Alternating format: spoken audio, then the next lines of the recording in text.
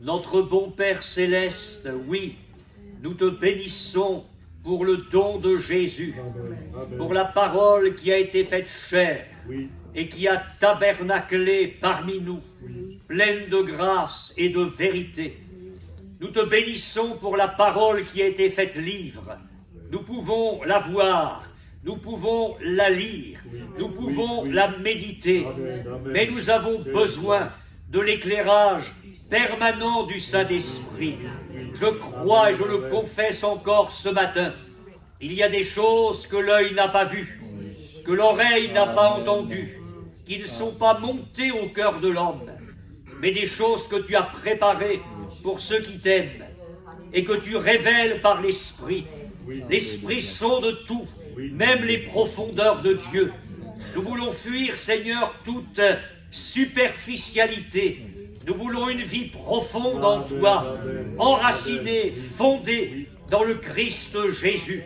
Nous voulons, Seigneur, une vie forte à cause des temps dans lesquels nous sommes entrés. Nous voulons, Seigneur, que notre espérance pénètre au-delà du voile, là où Jésus est entré pour nous comme précurseur. Ce matin, accorde-nous l'onction de ton esprit pour proclamer ta parole, pour l'écouter et la recevoir. Que ton nom soit béni, Seigneur. Amen. Amen. Il y a quelque temps en arrière, nous avons partagé quelques pensées concernant l'appel d'Abraham. Et j'aimerais revenir là-dessus ce matin et vous proposer d'abord une lecture dans la Genèse au chapitre 12 et nous lirons à partir du verset 1er. Genèse chapitre 12, verset 1er.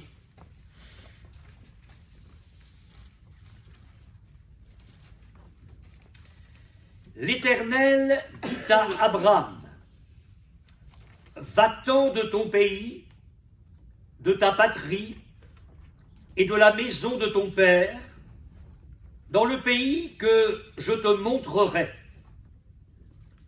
Je ferai de toi une grande nation et je te bénirai.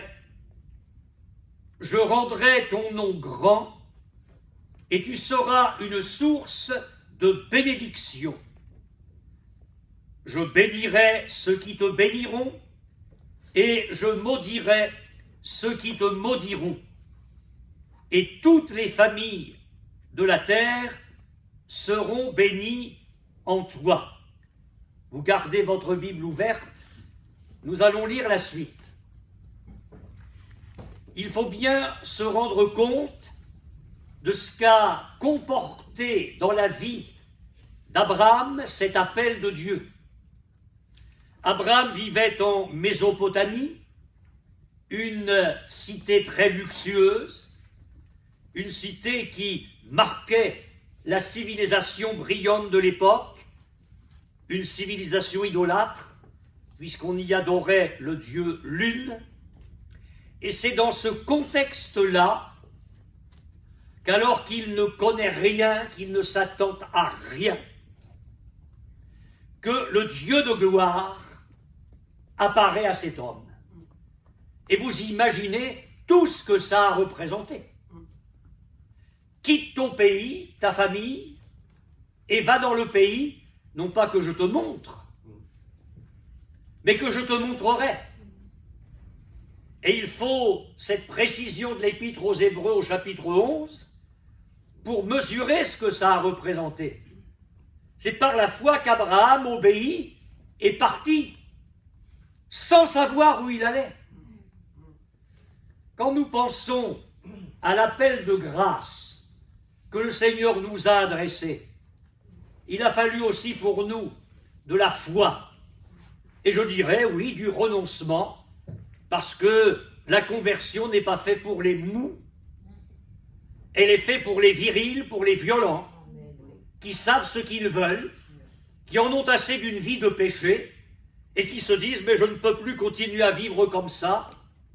Ce Dieu d'amour a raison en me demandant de changer de vie.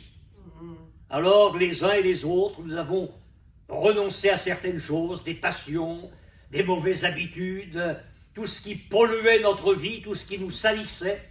Nous aussi, nous avons laissé notre civilisation derrière nous et nous sommes partis. Mais avouons-le, nous ne savions pas trop où nous allions. Il a fallu la foi et jusqu'à ce jour, c'est vrai pour chacun de nous, nous y allons pas à pas. À moins que vous sachiez tout, moi je vous prends photo, je vous envie. Hein. C'est une vie par la foi au fur et à mesure. Donc Abraham reçoit cet appel. Et on lit maintenant au verset 4. Abraham partit comme l'Éternel le lui avait dit. Alléluia. Amen. Et Lot partit avec lui. Je vous fais remarquer qu'il n'est pas dit Abraham partit et Lot avec lui comme l'Éternel le lui avait dit. Parce que Dieu sait écrire.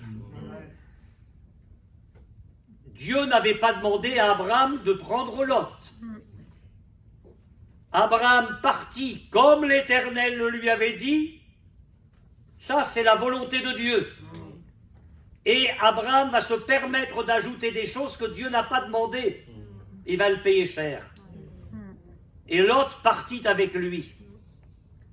Abraham était âgé de 75 ans. Alléluia. Quel bel âge. Je vois pas ce qui vous fait rire. Je comprends vraiment pas. Abraham était âgé de 75 ans lorsqu'il sortit de Charan. Alors, nous découvrons ce père des croyants, c'est ainsi que la parole de Dieu l'appellera. Nous le découvrons sur le chemin qui doit le mener dans le pays de la promesse. Et il s'agit bien, comme nous l'avons déjà dit, d'une marche par la foi. Je le répète à dessein, Abraham ignore dans quel pays il doit se laisser conduire, ni le parcours à effectuer, mais il compte sur le Dieu qui s'est révélé à lui, et il n'en doute pas, il pourra s'appuyer sur ce Dieu-là. Mais je voudrais maintenant orienter mon message et vous dire qu'il y a un texte qui vient s'intercaler chronologiquement entre le verset 3 et le verset 4 de Genèse 12, les deux versets que nous venons de lire. Entre ce verset 3 et le verset 4, c'est-à-dire la promesse que Dieu inclut dans l'appel, parce que Dieu fait toujours des promesses. Quiconque invoquera le nom du Seigneur sera sauvé. Il y a l'appel et il y a la promesse. Eh bien, juste après cette promesse, il nous est dit qu'Abraham part comme l'Éternel le lui a dit. Mais, fin du verset 4, Abraham était âgé de 75 ans lorsqu'il sortit de Charan. Alors, quel est le texte qui s'intercale entre ces deux versets? Eh bien, il faut le trouver au chapitre précédent de la Genèse, chapitre 11, verset 31. Térak prit Abraham son fils, et Lot, fils d'Haran, fils de son fils, et Sarai, sa belle-fille, femme d'Abraham, son fils. Ils sortirent ensemble d'Ur en Chaldée pour aller au pays de Canaan. Ils vinrent jusqu'à Charan et ils y habitèrent. Les jours de Térak furent de 205 ans et Térak mourut à Charan. C'est un événement qui est rapporté ici par la parole de Dieu et qui est suffisamment important pour être rapporté jusque dans le Nouveau Testament, dans le discours d'Étienne, juste avant d'être lapidé. Et je voudrais lire avec vous au chapitre 7 des Actes, mais vous pouvez garder la Genèse ouverte. Chapitre 7 des Actes, nous lisons le verset 2.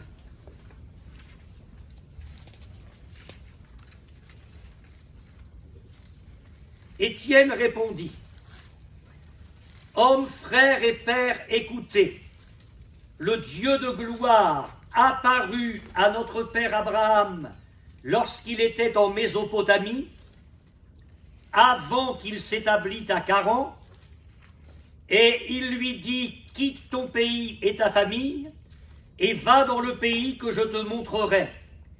Il sortit alors du pays des Chaldéens, et s'établit. Il s'établit à Charan. La Genèse dit, ils y habitèrent. Il s'établit à Charan. De là, après la mort de son père, Dieu le fit passer dans ce pays que vous habitez maintenant. J'aimerais, mes frères et sœurs, vous parler ce matin de l'arrêt à Charan. Et d'une certaine manière, peut-être parler à votre conscience et à la mienne. Et j'ai pensé à ce que Paul disait aux Galates. Vous couriez bien. Qui vous a arrêté?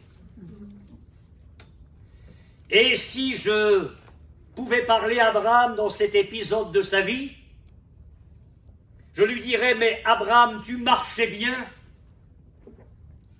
Qui t'a arrêté? Oh, il aurait la réponse. Si vous avez la version Darby, vous pourrez contrôler ce que je vais dire, mais la version Darby et le rabbinat français sont très intéressants, parce que dans Genèse 12, 1, il est dit exactement « L'Éternel avait dit à Abraham ». L'Éternel avait dit à Abraham. C'est comme si c'était acquis, on n'y revient pas.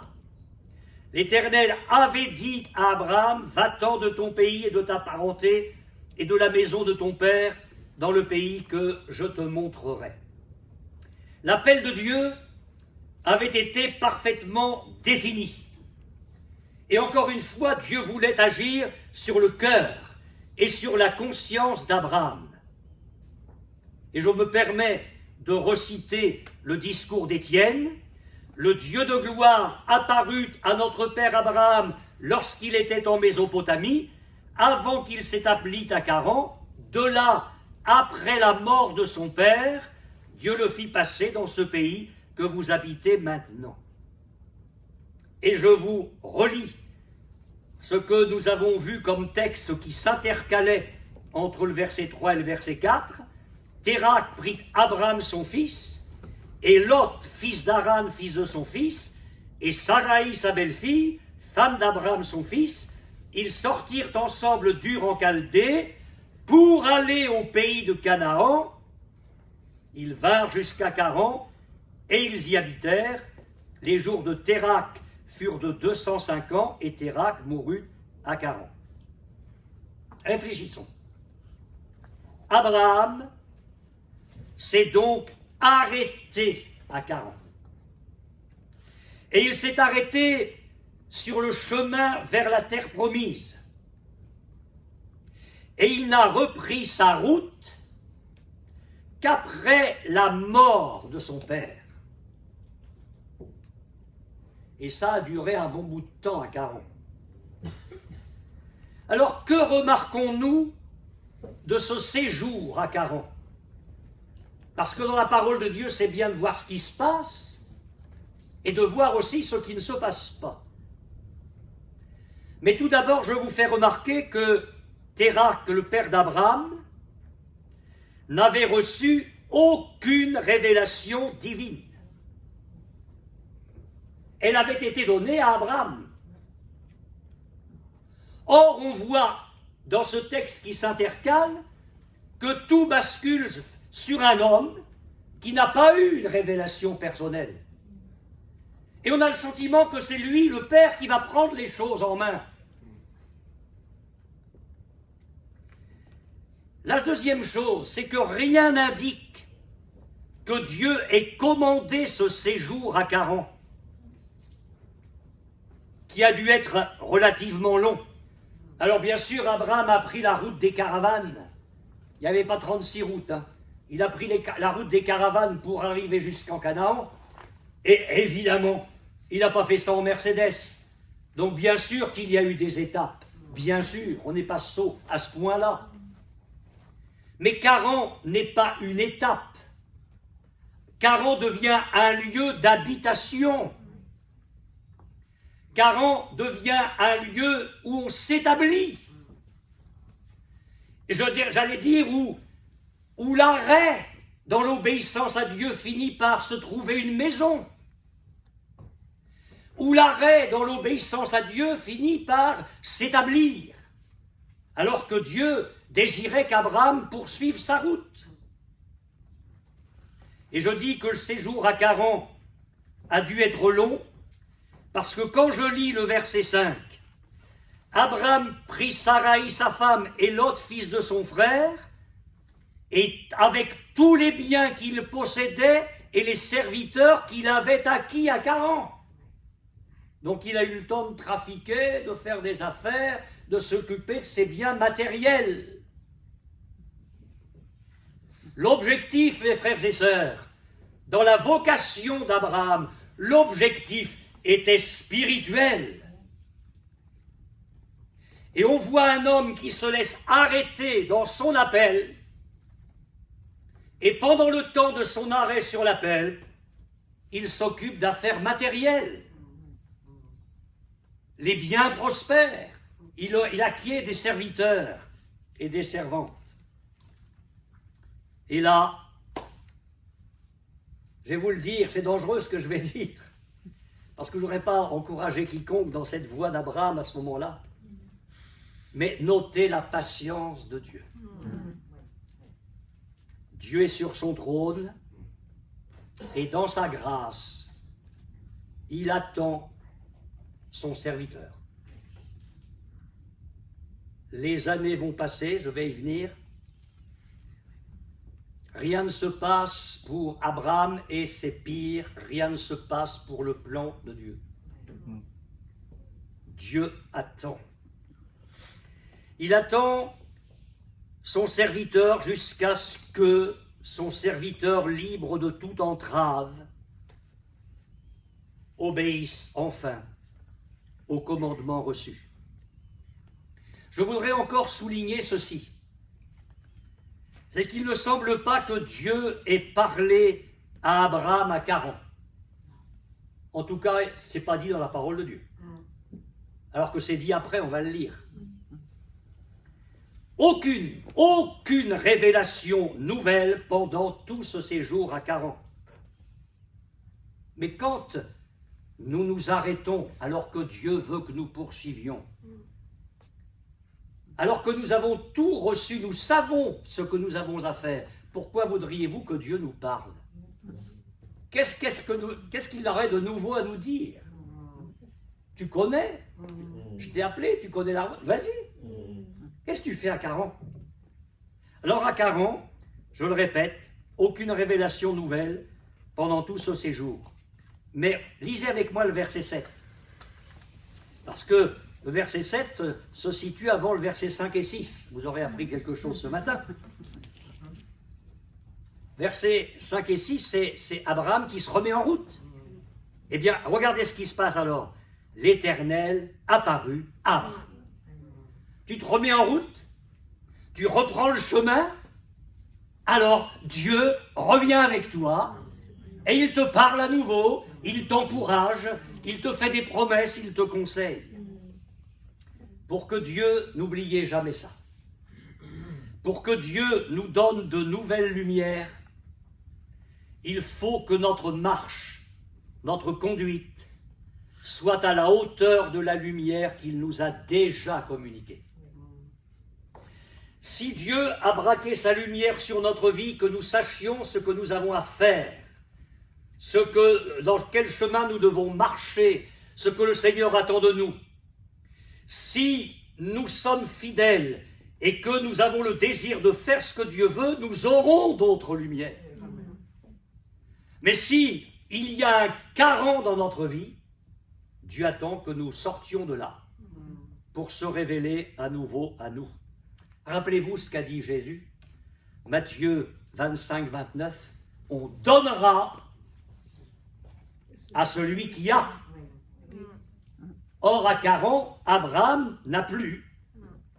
Il a eu jusque-là. Et maintenant, il s'arrête. Alors, Dieu attend qu'il reparte. Et quand il retrouve la vocation, l'obéissance, qu'il marche là vers ce vers quoi le Seigneur l'a appelé, alors Dieu est prêt à lui donner. Vous savez, mes frères et sœurs, ne vivons pas notre vie chrétienne dans le fatalisme, soit pour ce qui est négatif, soit pour ce qui est positif. Dieu ne nous traînera jamais et il ne vous traînera jamais à la remorque dans le chemin de l'obéissance. Non, non, tu t'arrêtes pas à 40, allez, je te prends. Tu veux t'arrêter à 40, tu t'arrêtes, alors on attend. On attend. Dieu ne nous traînera jamais dans l'obéissance, dans le chemin qu'il trace pour notre vie, et Dieu ne nous traînera jamais à la remorque dans le chemin du vrai service. Il nous attire, ça c'est sûr, il nous parle, il nous fait des promesses, mais il ne nous traînera jamais de force. À nous de comprendre qu'il est de notre intérêt de renverser toutes les barrières naturelles, parce que le problème c'est le papa, on va y venir. Il est impératif de renverser toutes les barrières naturelles pour répondre à l'appel de Dieu et ne pas manquer à la grâce qui nous a été donnée. Alors après, je ne sais pas si vous serez d'accord avec moi, ne peut-on pas, sans trop nous aventurer, penser que dans ce long arrêt à Charan, Abraham a obéi à son père plutôt qu'à Dieu. Quand on connaît toute la culture de l'époque et la structure patriarcale des familles. Parce qu'en effet, aussitôt après la mort de son père, Abraham n'a pas besoin d'une nouvelle révélation de Dieu. Il n'a pas besoin d'un ordre nouveau de sa part, il n'a pas besoin d'une parole divine. Aussitôt, Abraham reprend sa marche. Comme si la mort de son père avait supprimé un obstacle dans son obéissance à Dieu. Alors Térakh, le père, n'ayant pas eu la révélation divine, je me suis posé un tas de questions. A-t-il dû se lasser assez vite sur le chemin? En plus, la fatigue à cause de son âge. Est-ce que Térakh a fait pression sur son fils pour que l'on s'arrête enfin? Est-ce qu'Abraham a alors écouté son père? Est-ce qu'il a été ébranlé par les bonnes raisons familiales d'un père âgé et respecté?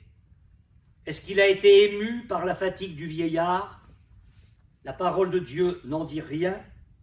Ce que je sais, c'est que l'on s'arrête à Charan, et ce que je sais, parce que le Saint-Esprit le dit dans la parole de Dieu, c'est qu'après la mort du Père, aussitôt on reprend le chemin de l'obéissance. Ça me paraît très clair. À Charan, rien d'important n'a lieu dans la réalisation du plan du Seigneur. Et c'est là que j'aimerais qu'il y ait cette leçon pour vous et pour moi. C'est qu'il semble bien que dans le cœur d'Abraham, l'affection naturelle l'avait emporté sur l'obéissance à Dieu. Et l'affection naturelle l'avait empêché de répondre entièrement à l'appel de Dieu. C'est pourquoi la parole de Dieu nous dit que la parole du Seigneur est comme une épée à deux tranchants et qu'elle va séparer âme et esprit. Elle sépare dans nos vies, quand nous nous la laissons faire, ce qui est sentimental, même si c'est légitime, ce qui est psychique et ce qui est spirituel. La parole de Dieu fait cette séparation indispensable. Et si nous voulons continuer à marcher sur le réveil, vers le réveil, et je crois que c'est le désir de chacun, il va falloir grandir dans cette maturité. Seigneur, que ta parole m'amène à faire le tri entre ce qui est sentimental, naturel et spirituel. Et oui, Seigneur, je veux réaliser qu'il n'y aura plus jamais un carent dans ma vie, mais que j'avancerai dans ton chemin, dans le but de la vocation que tu m'as adressée. Ce n'est qu'après, pour Abraham, sans se laisser arrêter davantage, qu'il reprend sa route. Je lis avec bonheur, ils partirent pour aller dans le pays de Canaan, et ils arrivèrent au pays de Canaan. C'est là où l'Éternel le voulait. Pensez-vous que nous soyons à l'abri des mêmes pièges? Je crois que nous devons faire extrêmement attention, mes frères et sœurs, à nos affections naturelles, parce que le même danger spirituel nous menace. Je crois que les affections naturelles viennent entraver notre marche spirituelle.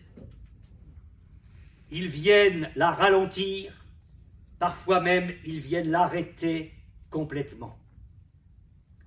Leurs influences sont toujours contraires à la pleine réalisation de l'appel de Dieu. Et nous tombons dans le piège si on écoute le Père, si on écoute les affections naturelles. Nous tombons dans le piège de la peur d'être mal compris, de faire de la peine. Et alors nous remettons à plus tard tel acte d'obéissance à Dieu, telle fidélité dans le service, telle fidélité à la parole de Dieu, telle constance dans notre marche ou dans un service pour Dieu. Parfois de peur de déplaire aux nôtres, de les attrister, il nous arrive de suivre leur avis plutôt que de suivre le conseil du Seigneur, de nous placer devant le Seigneur pour obéir à sa parole. Nous sommes enclins à nous contenter d'une portion moindre. Nous disons, bah oui, Canaan, ouais, c'est vrai que c'est là que je devrais aller, mais Seigneur, il y a la famille, quoi. Alors on va leur faire plaisir, on va pas trop les contrarier, on va arrêter à 40. Et au lieu de courir dans le chemin de l'obéissance avec ardeur, nous commençons par compter les sacrifices, les empêchements, les difficultés. La vraie question, mes frères et sœurs, est la suivante, et vraiment je me la pose avec vous. Connaissons-nous vraiment celui dont l'appel a retenti à nos oreilles? Est-ce que nous aimons par-dessus tout celui dont l'appel a retenti à notre cœur? Alors je veux bien croire que ça a été traduit comme ça, et ce n'est pas une erreur, mais le Seigneur a employé une certaine formule qui nous choque. Mais celui qui veut venir après moi, s'il ne hait pas, du verbe haïr, son père, sa mère, son frère, ses sœurs, eh bien il n'est pas digne de moi. Alors là, des nouveaux convertis, ils vont dire, ah bon, parce qu'il faut que je haïsse mon mari? Ah ben ça c'est une bonne nouvelle. Il faut que je haïsse ma femme? Qu'est-ce que ça veut dire, le Seigneur ne peut pas nous demander de haïr? Bien sûr que non. Le Seigneur ne nous demande pas ça. Il faut bien comprendre le sens du texte pour pas le déformer. Quand Jésus dit cela, il nous demande de haïr ce que les liens naturels peuvent représenter quand il s'agit de faire la volonté de Dieu. Et à ce moment-là, oui, nous haïssons les liens naturels parce que s'ils m'empêchent de faire ce que Dieu veut, eh bien, il n'en est pas question. Là, je tiens bon. Jésus est dans une réunion. Oh, j'espère que vous allez quand même me saluer gentiment après le culte. Jésus est en train de faire une réunion et enseigne. Jésus, ta mère et tes frères sont dehors. J'aime bien le mot dehors. Parce qu'il y a des moments où même les nôtres, dans ce qu'il y a de bon, parce que Marie n'était pas une femme pervertie, hein, Marie.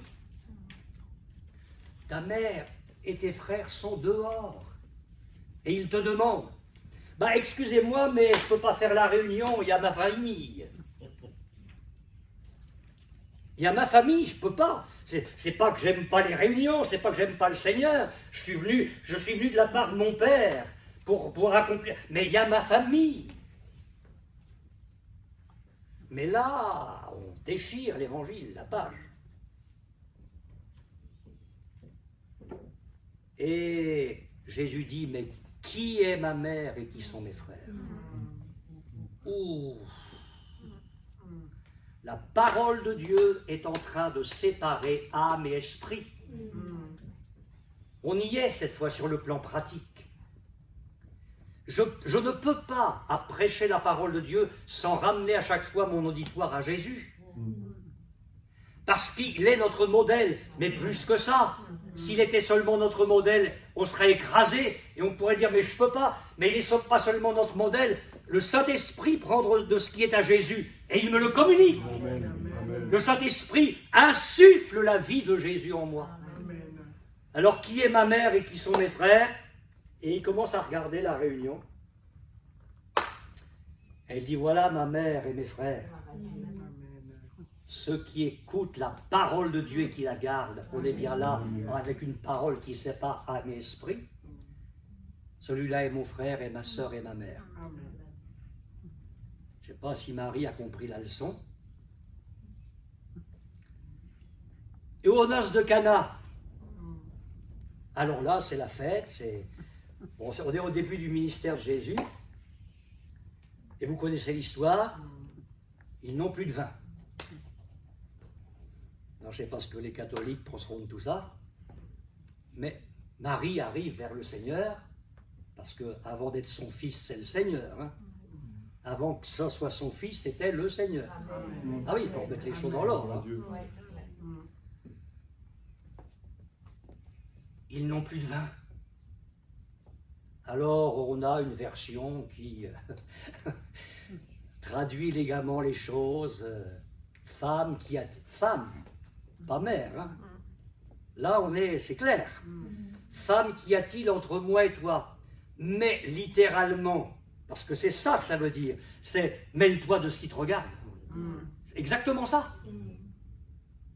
Mêle-toi de ce qui te regarde, parce que là, elle est en train d'amener en tant que mère des sentiments humains, et elle empiète sur le ministère du Fils de Dieu, rien que ça. Et Jésus la remet à sa place, et s'il fait le miracle, c'est pas pour avoir obéi à Marie, c'est parce que ce jour-là, il a senti qu'il fallait faire son premier miracle, manifester sa gloire, afin, comme dit Jean, que ses disciples croient en lui. Et puisque on est sur la personne de Christ, alors là, je me méfie parce que j'y suis jusqu'à 6 heures ce soir. Hein. Là, je sors de mes notes. Mais ça commence très tôt. À 12 ans. À 12 ans. On l'amène au temple parce qu'à cet âge-là, c'est l'âge où le petit enfant juif devient adulte sur le plan religieux.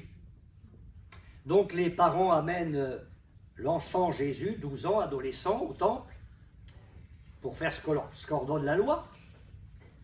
Et puis on repart, la fête est finie, on repart vers la Galilée, on remonte vers le nord.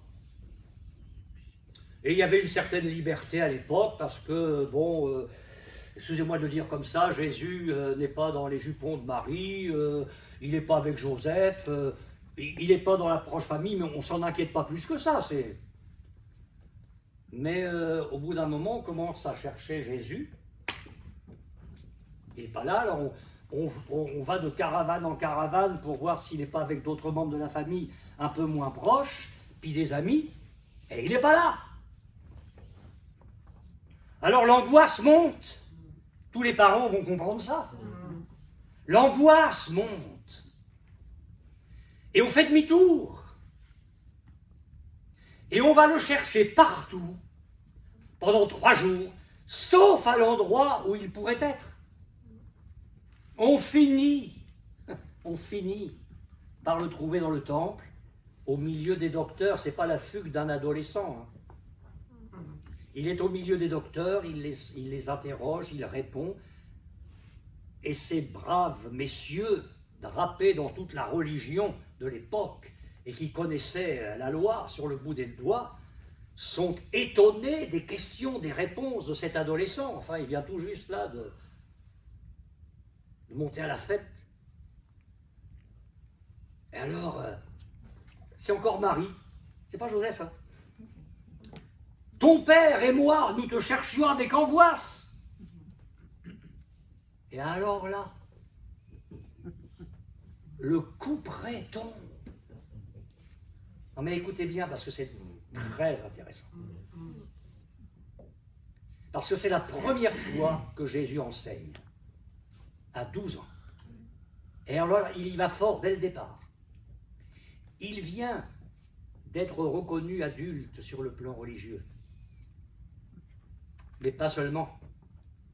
Là, il marque sa vraie mission.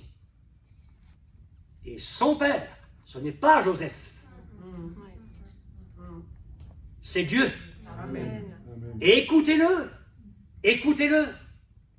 Ne savez-vous pas qu'il faut que je m'occupe des affaires de mon père? Marie vient de dire ton père et moi nous te cherchions. Il faut que je m'occupe des affaires de mon père. Qu'est-ce que Jésus est en train de dire? Mais qu'il marche vers Canaan et que ce n'est pas Charan qui va l'arrêter. Vous comprenez ça? Nous avons tout cela dans la personne de Jésus-Christ. Alors j'ai envie de dire, Seigneur, donne-nous ton secours. Vous savez, Jésus savait pourquoi il était venu. Et j'aime beaucoup ce texte de la parole de Dieu, c'est dans l'Évangile. À un moment donné, il est dit, c'est la version d'Arby qui traduit bien. À un moment donné, il est dit que Jésus a tourné résolument sa face vers Jérusalem.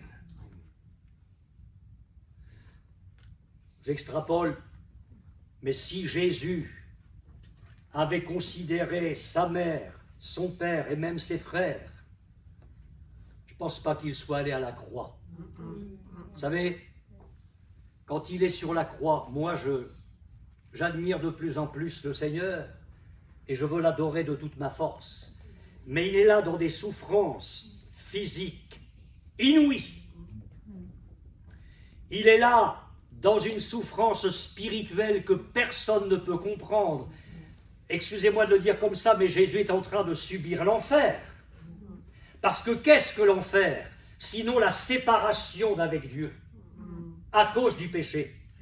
Et qu'est-ce que c'est que ce cri du psaume 22 qu'on retrouve sur la croix? Eloi, Eloi, lama sabachthani, mon Dieu, pourquoi m'as-tu abandonné? Si le ciel s'était ouvert et que Dieu réponde, il aurait répondu, mais je t'ai abandonné parce que tu es en train de porter les péchés du monde. Tu es fait péché pour que moi je puisse faire grâce.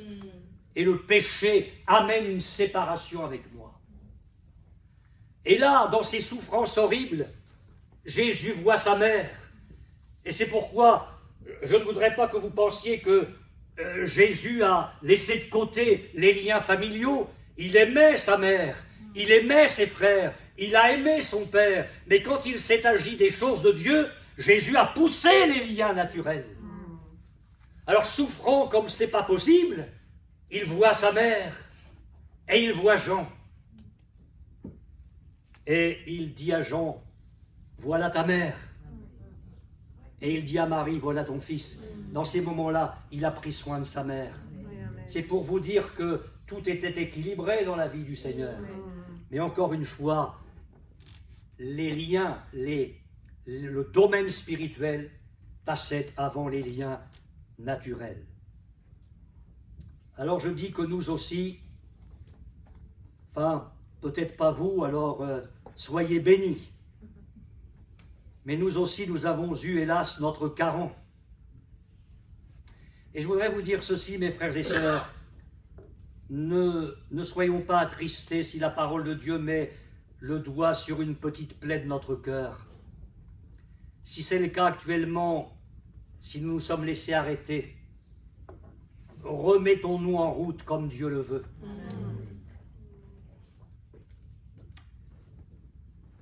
Est-ce qu'un mari t'arrêterait? Un mari qui ne veut rien savoir du Seigneur? Est-ce qu'une épouse t'arrêterait? Est-ce qu'un père, une mère, un fils, une fille t'arrêterait? Je crois qu'il faut que nous ayons une foi simple et intègre pour pouvoir nous élever à la hauteur des pensées de Dieu et nous approprier les choses que Dieu nous révèle. Je n'en ai pas terminé avec cela, nous y reviendrons prochainement tellement le point est important. On a visionné des choses sur le réveil. Je vais vous dire certaines choses. À l'époque, il y a eu plein de retours d'ailleurs sur la... On partagera ça mercredi soir. Mais à l'époque, il y avait la réunion d'évangélisation à 17h30. Et comme par hasard, mais c'est incroyable, dans le milieu de l'après-midi, la famille inconvertie arrivait. Le diable connaît l'heure de nos réunions. Ah ouais. Alors là, les chrétiens se posaient la question, qu'est-ce que je fais? Il y a la réunion d'évangélisation, ce sont les affaires de mon père. Il y a des âmes qui sont perdues. Parce que quand ça marche une fois, le diable repique au plat. Ah oui, quand ça marche une fois, il recommence. Alors qu'est-ce qu'il faut faire? Aller à la réunion ou faire plaisir aux enfants pour ne pas les vexer? Les enfants ou les parents, ou tout ce que vous voulez. Et vous savez ce que faisaient les chrétiens? Parce que c'est ce qu'ils faisaient. Ils disaient, oh, qu'est-ce qu'on est content de vous recevoir. Écoutez, on a une réunion dans notre église. Alors, soit vous venez avec nous, soit on vous prépare le café, vous restez tranquille, et on se retrouvera après la réunion. Ne se posez pas la question, comment ils vont prendre la chose. Non, c'était comme ça. Qui est ma mère et qui sont mes frères. Et vous savez ce qui se passait la plupart du temps, parce qu'on a vu des salles pleines. Vous savez ce qui se passait la plupart du temps? Ben, c'est que la famille venait. Dieu honorait la foi des chrétiens et des familles entières se convertissaient au Seigneur. Quand tu ne te laisses pas arrêter par ton caron, mais que tu continues à aller vers Canaan, parce que c'est là que Dieu te veut, Dieu te bénira. Qu'est-ce qu'il a dit? Je multiplierai ta postérité. Quand on est ferme pour le Seigneur, nous n'y perdons jamais. Jamais. Jamais. Jésus est allé jusqu'au bout. Maintenant le cap. Et qu'est-ce qu'il dira un jour? Ah ben là, j'ai hâte de voir ça. Il va dire au Père, me voici, moi et les enfants que tu m'as donnés. Ah, s'il y en a un qui va avoir une postérité, quand on va voir les milliards de gens derrière lui, ou devant lui, qui vont chanter que le salut, la gloire, l'honneur reviennent à l'agneau. Pourquoi? Parce qu'il ne se sera jamais laissé arrêter par ce qui est de l'âme, mais il aura toujours maintenu le cap de l'Esprit. Oh, que Dieu vous bénisse et qu'il me bénisse et que nous tenions bon pour sa gloire. Amen. Amen. 1000 fois amen. Nous prions ensemble le Seigneur. Ô Seigneur, je sais bien que ta parole agit encore dans mon propre cœur. Oui. Il est vrai que tu nous as appelés à faire des choix qui nous font encore souffrir aujourd'hui, après des années, parce que nous avons tenu bon pour ce qui est de l'esprit par rapport à l'âme. Et je sais qu'il y aura encore des renoncements, des sacrifices. Oui. Mais qu'est-ce que c'est pour nous quand on réalise ce que toi tu as fait et ce à quoi tu as renoncé pour que nous ayons la vie? Ô Seigneur, fais de nous des hommes forts. Ta parole nous dit, soyez virils. Et c'est ce que nous voulons être, Seigneur. C'est ce que nous voulons être. Et je te prie pour mon frère, pour ma sœur, qui sont là ce matin, que tu les bénisses. Tu vois les combats, tu vois les problèmes qui sont devant nous, les pièges du diable, tout ce qu'il met sur notre chemin pour nous empoisonner la vie. Tu vois les 40, autant d'étapes où il aimerait que nous nous arrêtions, que nous nous établissions. Seigneur, nous voulons retenir l'appel de l'Esprit ce matin. Fais-nous grâce, je t'en supplie. Fais-nous grâce, fortifie-nous, au nom de Jésus. Ô Seigneur, merci pour le travail de ton esprit et de ta parole. Alléluia.